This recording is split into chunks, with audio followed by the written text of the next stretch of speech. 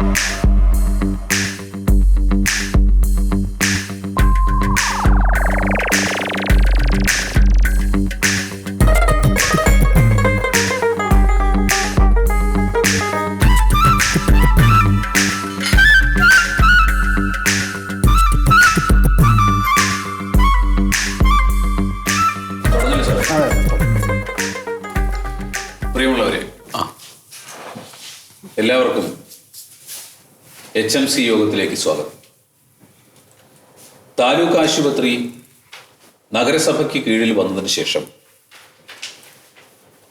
നഗരസഭാ ചെയർമാൻ എന്നുള്ള നിലയ്ക്ക് ഒരുപാട് നല്ല പ്രവർത്തനങ്ങൾ കാഴ്ചവെക്കുന്നതിന് വേണ്ടിയിട്ട് നഗരസഭയ്ക്ക് കഴിഞ്ഞിട്ടുണ്ട്. മാത്രമല്ല, ഒരുപാട് പുതിയ പ്രവർത്തനങ്ങൾ രൂപപ്പെടുത്തിയെടുക്കുന്നതിനും അത് പ്രാവർത്തികമാക്കുന്നതിനും വേണ്ടിയിട്ടുള്ള ശ്രമവും നടന്നുകൊണ്ടിരിക്കുകയാണ്. ചിലതെല്ലാം പാതി വഴിയിലാണ്. നമ്മുടെ ആശുപത്രിയുടെ ചുക്കാൻ പിടിക്കുന്ന സൂപ്രണ്ട് രാഘവൻ സാർ ഏത് പ്രവർത്തനത്തിനും കൂടെയുണ്ട് എന്നുള്ളതാണ് വലിയ ആശ്വാസം. ഇനി ആശുപത്രിയുടെ പ്രശ്നങ്ങളെക്കുറിച്ച് ഡോക്ടർ രാഘവൻ, സൂപ്രണ്ട് രാഘവൻ നിങ്ങളോട് സംസാരിക്കും. ഈ ആശുപത്രിയുടെ ഭരണം ഈ തദ്ദേശ സ്വയംഭരണ സ്ഥാപനങ്ങളെ ഏൽപ്പിച്ചിരുന്നു എന്ന് കേട്ടപ്പോൾ ഞാൻ നെറ്റി ചുളിച്ചിരുന്നു.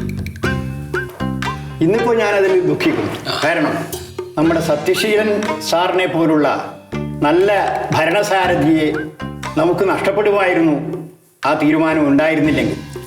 അദ്ദേഹത്തിൻ്റെ ഈ 2 വർഷക്കാലം നമ്മുടെ ആശുപത്രിക്ക് 2 മനോഹരമായ കെട്ടിടങ്ങൾ അദ്ദേഹം പണിതു.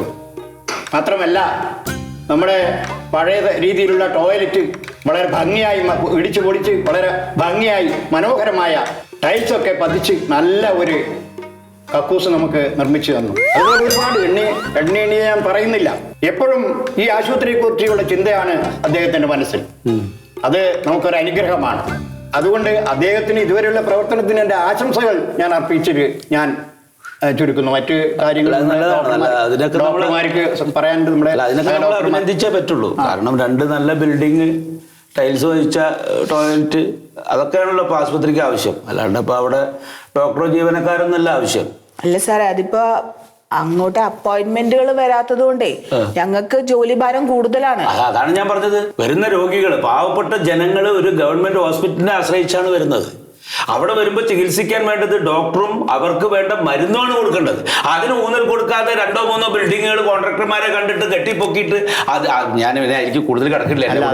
ഡോക്ടർമാരെ ഗവൺമെന്റ് നിയമിക്കേണ്ടതല്ലേ? അത് കിട്ടിയില്ലെങ്കിൽ ഭരണകർത്താക്കള് അതിന്റെ കുറവുകൾ നമ്മൾ വേണ്ടപ്പെട്ടവരെ അറിയിക്കണം. അതിന് ഇറങ്ങണം. അതാണ് ഹോസ്പിറ്റലിൽ ചെയ്യേണ്ടത്. ഇത് ഈ ഭരണം വന്നതിന് ശേഷമല്ലല്ലോ. നിങ്ങൾ ഭരിച്ചിരുന്നല്ലോ ഇവിടെ. നിങ്ങൾ ഭരിച്ചിരുന്ന സമയത്ത് എന്തായിരുന്നു അവസ്ഥ? ഒരു ഡോക്ടറെ നിങ്ങൾക്ക് കൂടുതലായിട്ട് നിയമിക്കാൻ പറ്റിയിട്ടുണ്ടോ? ഞാൻ പറയട്ടെ, ഞങ്ങൾ ഭരിച്ചിരുന്ന കാലത്തുണ്ടായിരുന്ന ഡോക്ടർമാരിൽ പലരും റിട്ടയർഡ് ആവുമ്പോൾ അതിന് പകരം ഡോക്ടർമാരെ നിയമിക്കണം. അതെന്തുകൊണ്ട് നിയമിക്കുന്നില്ല? നടക്കുന്നുണ്ടെന്ന് നിങ്ങൾ അടച്ചു പറയരുതെന്ന് ഞാൻ പറഞ്ഞ അതാണ്. നമുക്ക് അജണ്ടയിൽ നിന്ന് സംസാരിക്കാം.